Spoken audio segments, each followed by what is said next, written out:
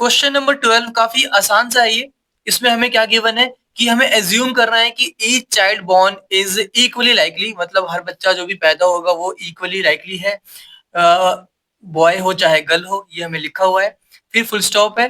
फिर कहा गया है कि if a family has two children, एक फैमिली के पास दो बच्चे हैं, ठीक है। तो what is the conditional probability that both are girl given that, देखो दो बच्चे हैं, या तो हो सकता है कि बड़ा वाला बेटा हो छोटा वाला भी बेटा हो, मतलब बॉय बॉय हो, बड़ा वाला बेटा हो छोटा वाला बेटी हो तो बॉय गर्ल। फिर हो सकता है कि बड़ी वाली बेटी हो और छोटा वाला बेटा हो, है ना, तो गर्ल बॉय, और बड़ी बेटी और छोटी बेटी मतलब गर्ल गर्ल।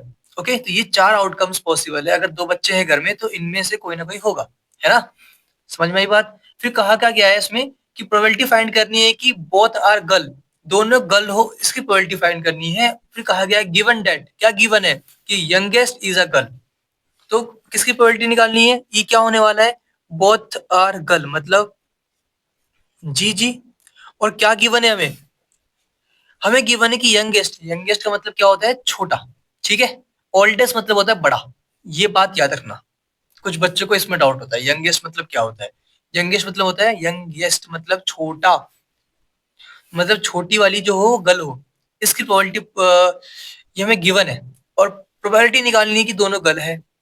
तो एफ की वैल्यू क्या होती है, जो गिवन होता है मतलब जो हो चुका होता है ना।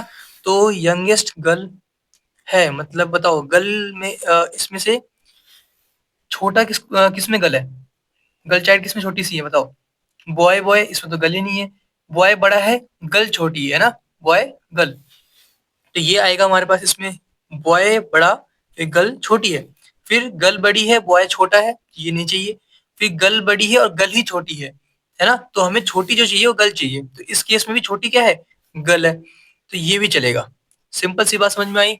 यंगेस्ट इज अ गर्ल मतलब छोटी वाली लड़की होनी चाहिए, तो इसमें भी छोटी लड़की है, इसमें भी छोटी लड़की है।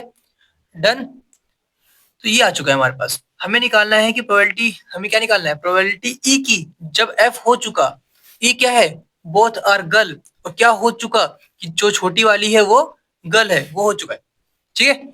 तो इसके लिए हमें क्या फाइंड करना होगा, हमें फाइंड करना होगा probability of E intersection F. तो ई इंटरसेक्शन एफ की वैल्यू क्या आएगी आएगी बताओ। कॉमन क्या है दोनों में, इन दोनों में गर्ल और गर्ल ही कॉमन है बस।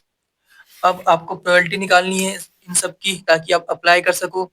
तो probability of E intersection F क्या आने वाला है, बताओ सोच के। एक ही है इसमें बस, वन अपॉन टोटल कितने, एक दो तीन चार, फोर, वन अपॉन फोर। वैसे ही हमें नीचे चाहिए, डिवाइड में क्या चाहिए हमें, प्रोबेबिलिटी ऑफ एफ। तो एफ में कितने एलिमेंट्स है, दो एलिमेंट्स है।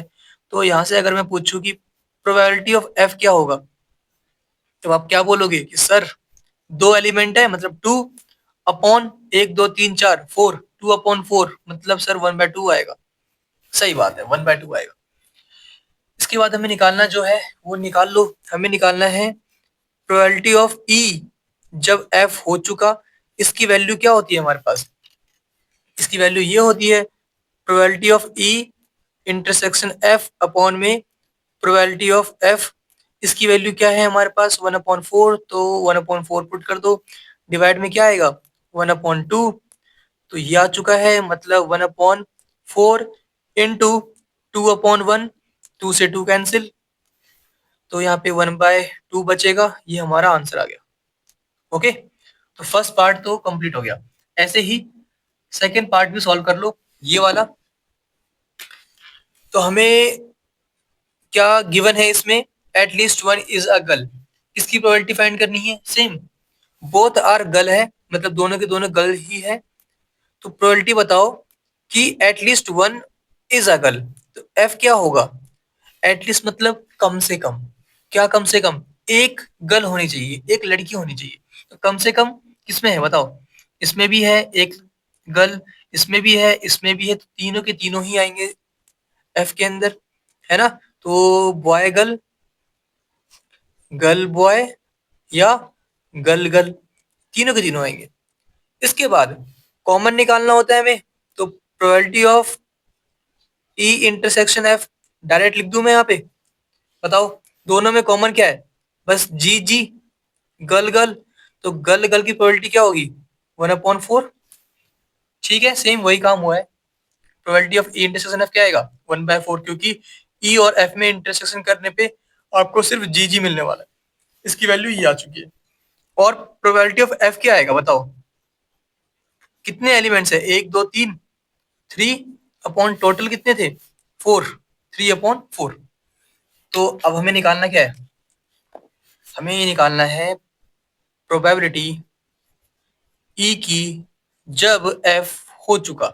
इसकी वैल्यू क्या आएगी हमारे पास? Probability of E intersection F upon probability of F. इसकी वैल्यू क्या है? इसकी वैल्यू है हमारे पास 1/4। तो यहाँ पे 1/4 पुट कर दो। डिवाइड में प्रोबेबिलिटी ऑफ एफ क्या है? 3/4। तो वो यहाँ पे 3/4 पुट कर दो। तो ये आ चुका है हमारे पास 1/4 इंटू 4/3। जो भी नीचे लिखा होता है उसको आपको रेसिप्रोकल करके मल्टीप्लाई करना होता है। 4 से 4 कैंसिल हो गया। तो क्या बचा हमारे पास? हमारे पास बच रहा है 1/3। ये हमारा आंसर आ गया। ओके, बस आपको इतना ही करना था। ठीक है।